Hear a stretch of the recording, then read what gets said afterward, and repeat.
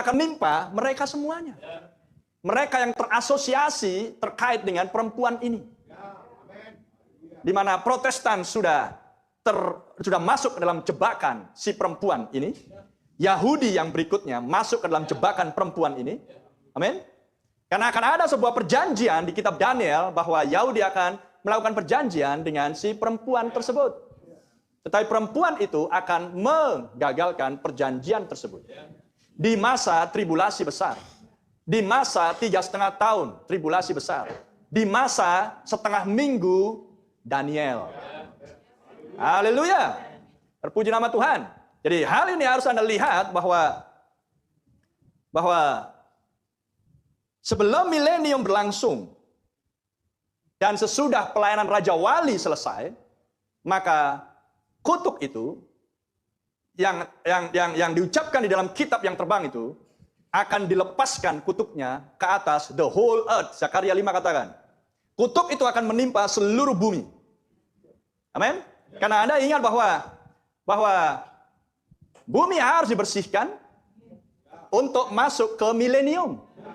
Makanya di Zakaria 6 Anda melihat sang raja tunas, yaitu Yesus Kristus, akan duduk sebagai raja di milenium. Haleluya.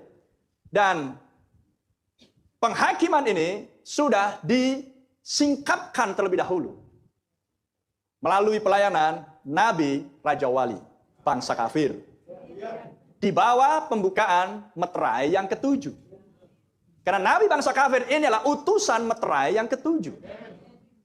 Haleluya. Jadi kitab itu terbuka, disingkapkan, dan itulah sekarang yang sedang kita makan.